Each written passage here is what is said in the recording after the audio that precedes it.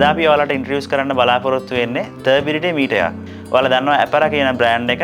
Apera brand එකෙන් තමයි අපි pH meters ඔයාලට ඉන්ට්‍රොඩියුස් කරේ. ඉතින් අද අපි බලාපොරොත්තු වෙනවා Apera කියන බ්‍රෑන්ඩ් එකෙන් තර්බිලිටි මීටර් එක ඔයාලට ඉන්ට්‍රොඩියුස් කරන්න.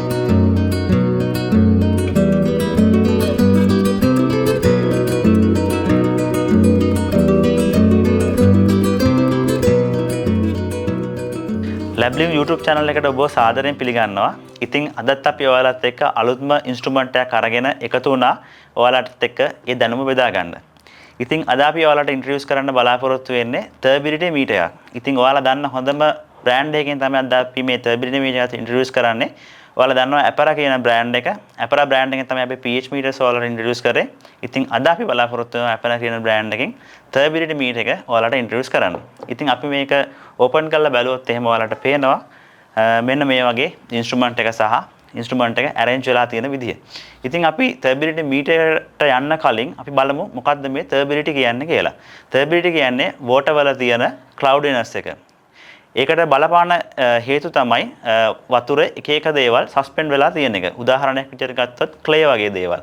අපි දන්නවා වැසි ජලය වැටුණාට පස්සේ වතුරට එකතු වෙනවා soil particles. ඒ වගේම algae වගේ ඒවා grow වෙන එකත් මේකට බලපාන්න පුළුවන්. ඊට අමතරව සුළු ජීවීන් වගේ microbesලත් බලපාන්න පුළුවන්.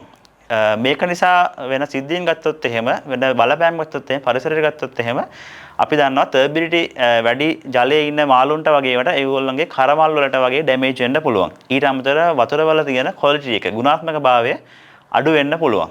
ඒ වගේම වොටර් ට්‍රීට්මන්ට් වලදී පවා මේකෙන් බාධා වෙන්න පුළුවන්. ඉතින් ඔන්න ඔය වගේ බලපෑම් තමයි මේ තර්බිලිටි කියන එකෙන් සිද්ධ වෙන්නේ. එතකොට තර්බිලිටි අපි මෙෂර් කරනවා කියලා කරන්නේ අපි ස්කැටර්ඩ් ලයිට් එක තමයි අපි මෙෂර් කරන්නේ. කොච්චරක් ලයිට් එක ස්කැටර්ඩ් වෙනවද කියන එක තමයි මෙෂර් කරන්නේ. එතකොට මෙන්න මේ තර්බිලිටි මෙෂර් කරන්න යූස් කරන යුනිට් එක තමයි අපි NTU කියලා හඳුන්වන්නේ. NTU කියන්නේ Neplometric Turbidity Units කියන එක. එතකොට ඒකට අපි තර්බිලිටි එක මෙෂර් කරන්න යූස් කරන්නේ මෙන්න මේ වගේ තර්බිලිටි මීටර් එකක්. ඔයාලට බලන්න පුළුවන් මෙන්න මේ මීටර් එක මේක අතේ ගෙනියන්න පුළුවන් ෆීල්ඩ් එකේ වගේම අපිට ලැබ් එකකත් යූස් කරන්න පුළුවන් මැෂින් එකක් තමයි මේ තර්බිලිටි මීටර් එක කියන්නේ. ඒකට හරියන විදිහට ෆීල්ඩ් එකේ යූස් කරන්න පුළුවන් විදිහට තමයි මෙන්න මේ වගේ කේස් එකක දාලා ඔයාලට පහසුවෙන් රැගෙන යන්න පුළුවන් විදිහට මේ මීටර් එක හදලා තියෙන්නේ. ඉතින් අපි බලමු මේ මීටර් එකේ මොනවද තියෙන කම්පොනන්ට්ස් කියලා. මේ මීටර් එක ගත්තොත් එහෙම මේ මීටරේ කේසින් එකේ මැද තියෙනවා තර්බිලිටි මීටර් එක. ඊට අමතරව සාම්පල් අපිට ප්‍රෙපෙයාර් කරගන්න මෙතන වයර්ස් 6ක් එනවා. ඊට අමතරව එක්ස්ට්‍රා බැටරියක් එනවා. මේක ඇතුලේ බැටරියක් එනවා. ඊට අමතරව එක්ස්ට්‍රා බැටරිස් 4ක් එනවා. ඊට අමතරව ඔයාලට බලා ගන්න පුළුවන් මෙන්න මේ වගේ සිලිකන් ඔයිල් එකක් එනවා. මම කියන්නම් මේ සිලිකන් ඔයිල් එකේ වැදගත්කම මොකක්ද කියලා.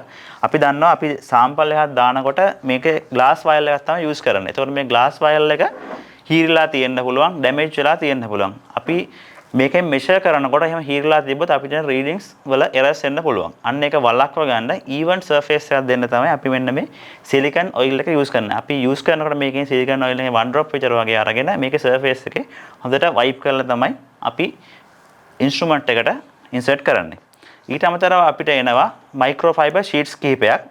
අපිට ඒකෙන් පුළුවන් මෙන්න මේ වයර්ස් වයිප් කරගන්න, හොඳින් ක්ලීන් කරගන්න. ඊට අමතරව අපිට එනවා ස්ටෑන්ඩඩ්ස් වගේක්. අපි දන්නවා තර්බිලිටි එක මෙෂර් කරන්න කලින් අපි මේ ඉන්ස්ට්‍රුමන්ට් එක හරියට වැඩ කරනවද කියලා වෙරිෆයි කරගන්න ඕනේ. අන්න ඒකට කැලිබ්‍රේෂන් එක කරගන්න අපිට එනවා මෙන්න මේ වගේ කැලිබ්‍රේෂන් සොලියුෂන්ස් කිහිපයක්. මෙතන තියෙනවා කැලිබ්‍රේෂන් 0 සොලියුෂන් එක, 20 සොලියුෂන් එක, 100 සොලියුෂන් එක, 400 and 800 කියන NTU සොලියුෂන්ස් මෙතන අපිට පහක් එනවා. ඉතින් අපිට මේ ටික යූස් කරලා පුළුවන් කැලිබ්‍රේෂන් එක කරගන්න. අපි දැන් බලමු කොහොමද මැෂින් එක ඔන් කරගන්නේ කියලා. ඔයාලට මෙතන පේනවා ඇති මෙන්න මෙතන තියෙන නිල් පාට බොක්ස් එක වගේ එක අපිට මෙතනින් ඕපන් කරගන්න පුළුවන්.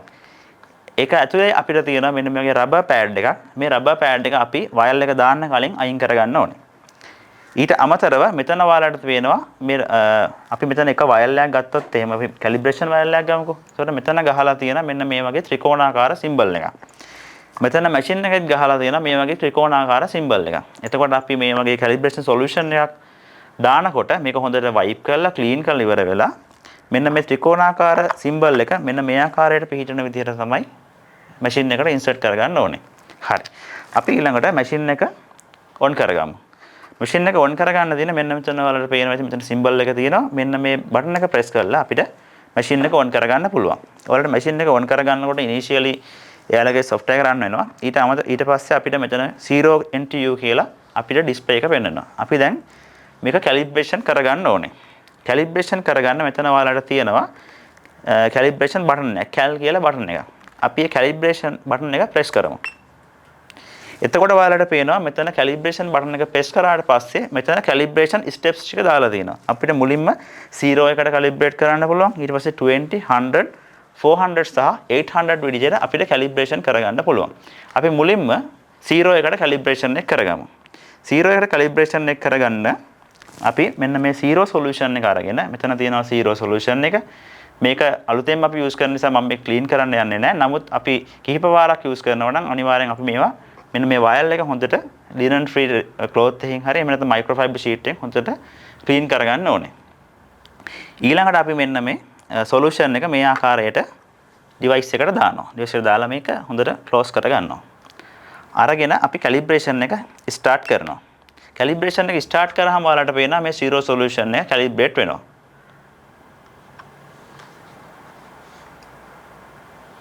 පුංචි වෙලාවක් යනවා calibration එක complete වෙන 0 solution එකට. අපි 0 solution එකේ calibration එක ඉවර වුණාට පස්සේ අපි යනවා 20 solution එකේ calibration එකට.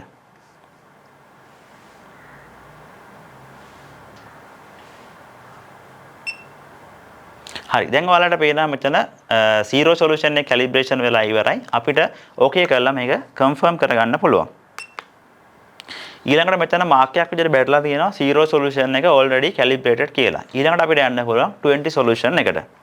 අපි ඊළඟට මේ wire එක ආපහු එළියට අරගෙන 20 solution එක මේකට insert කරනවා. පියන වහගෙන ඉවර වෙලා නැවතත් අපි මේක okay කරගන්නවා. ඊළඟට මේක 20 solution එකට calibrate වෙනවා. මේ ආකාරයට 20 solution එකට 100 solution එකට 400 solution එකට සහ 800 solution එකට අපිට calibration කරගන්න පුළුවන්. calibration solutions පහක් use කරලා අපි calibration එක කරගන්නවා. ඊට පස්සේ අපි calibration එකෙන් පස්සේ කරන්නේ මෙන්න මේ මගේ wire එකකට අපේ sample එක. අපි හිතමු අපි water source එකෙන් ගත්ත water sample එකක් අරගෙන මේ විදිහට හොඳට clean කරලා silicon oil එකෙන් drop එකක් දාලා හොඳට clean කරගෙන machine එකට දාලා අපිට measure කරගන්න පුළුවන්. අපිට turbidity කොච්චරද කියලා measure කරගන්න පුළුවන්. ඉතින් මේ වගේ instrument එකක් අපිට water treatment වලට අමතරව අපිට තව use කරන්න පුළුවන් food industry එකෙදිත් මේ වගේ machines use කරන්න පුළුවන්. ඉතින් මේක ඊටාම ප්‍රයෝජනවත් machine එකක් water treatment වල වගේම food manufacturing වලදී වැදගත් වෙන product එකක්. ඉතින් අද අපි ඔයාලත් එක්ක turbidity meter එක ගැන කතා කරා. මේ turbidity meter එකට අමතරව තව turbidity meters වර්ග කිහිපයක් තියෙනවා. අපරා කියන brand එකෙන්ම මේක ඊටාම මිල fair price එකක් තියෙන product එකක්. ඉතින් ඔයාලටත් මේ වගේ products purchase කරන්න ඕන නම් අපිට කතා කරන්න. අපි ඔයාලට ගැළපෙනම product එක select කරලා දෙන්නම්.